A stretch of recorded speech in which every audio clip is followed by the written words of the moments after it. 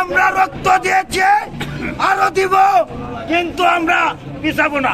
কালুসা বাবার জয় হোক। এই যে থানার সামনে এই 5 ঘন্টা যাবৎ ভাঙচুর হয়েছে, এই পুলিশ প্রশাসন এখানে সামনে দাঁড়ায় তাকে দেখছে, নিন্দাবাদ করেছে, এটার প্রতিবাদ করে নাই। এই কালুসা বাবার মাজার আজকে হয় নাই এখানে। এই যে এখানে আজকে যদি প্রতিষ্ঠিত হইতো কিংবা বৎসর হইতো প্রতিষ্ঠিত, এইরকম না তো, যুগ যুগ ধরে এই কালুসা বাবার মাজার। এই যে থানা, এই পুলিশ প্রশাসন সামনে থাকা সত্যকালে 5 ঘন্টা যাবৎ ভাঙচুর হয়েছে, এখানে কেউ বেরাইতে পারে নাই। এই যে বড় মসজিদের হুজুর এই ছাত্রদেরকে নিয়ে এসে এখানে এই ভাঙচুরের আলামত করেছে, এটার আমরা কঠোর বিচার চাই। ওলিয়া ইসলাম প্রচার করে নাই, শাহজালাল বাবা ইসলাম প্রচার করে নাই, শাহপরান বাবা ইসলাম প্রচার করে নাই, শাহ সুলতান বাবা ইসলাম প্রচার করে নাই, লালকুটি ইসলাম প্রচার করে নাই, কেল্লা শাহ বাবা ইসলাম প্রচার করে নাই, গুলাব শাহ ইসলাম প্রচার করে নাই, শাহ আলী বাবা ইসলাম প্রচার করে নাই। ভাই তোরা কোন ইসলামের লোক? তোরা কোন ইসলামের লোক? হ্যাঁ, তোরা কোন ইসলামের লোক? এরকম ভাঙচুর তো হয় নাই। এটা কোন দল এই ভাঙচুর করতেছে? দেখেন কোরআন শরীফে দেওয়া যায়, এখানে অনেকটি কোরআন শরীফ ছিল।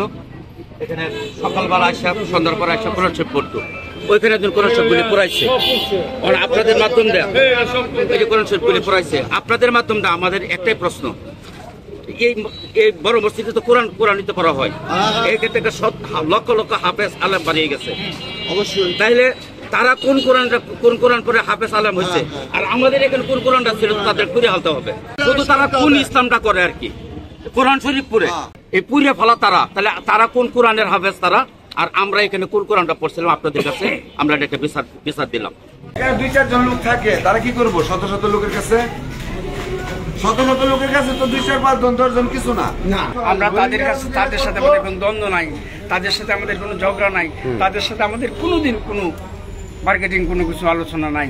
কাজেই আমরা ধর্মীয় অনুষ্ঠান, একটা ধর্মীয় অনুষ্ঠান, আমরা মিলাদ মাহফিল থেকে শুরু করে ধর্মীয় আলোচনা আমরা করেছি। অনেক মৌলানারা আসছিলেন, তাদের সময় ধর্মীয় আলোচনা হয়েছে।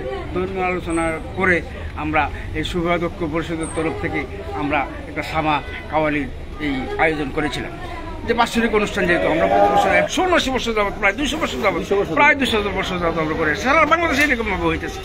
তো হঠাৎ করে ওসি সাহেব এসে বললেন যে আপনারা এটা বন্ধ করে দেন, এখানে গণ্ডগোল হইতে পারে।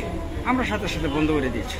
বন্ধ করে দেওয়ার পর আমরা যখন মাল সামানা গুছায় নিয়ে আসতেছি, তখন হঠাৎ করে ছাত্ররা, এই মসজিদের ছাত্ররা এসে এই চেয়ার টেবিল যা ছিল, সামানার মাল যা ছিল, ডেকোরেটারের মালামাল, এই ডেকোরেটারের তার ব্যক্তিগত জিনিস আমরা তাদেরকে ভাড়া করে আনছি, সমস্ত কিছু তারা ধ্বংস করে দিচ্ছে।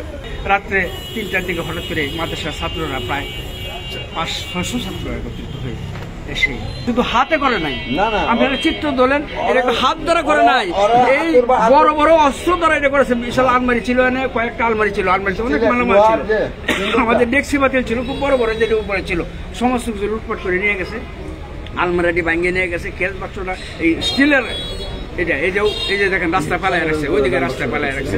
মাজারের উপরে যে সামানা টামানা ছিল, বড় দামি দামি কিলাপ চাদর ছিল, ওইগুলো আগুন দিয়ে পুরাইছে, সমস্ত লুটপাট করে নিয়ে গেছে। আমাদের কথা হলো যে আমরা তো উচ্ছৃঙ্খল না, বিশৃঙ্খল না, আমরা অশান্তি চাই না, এবং আমরা অশান্তি করি না, আমাদের দর্শন অশান্তি সৃষ্টি করারও না।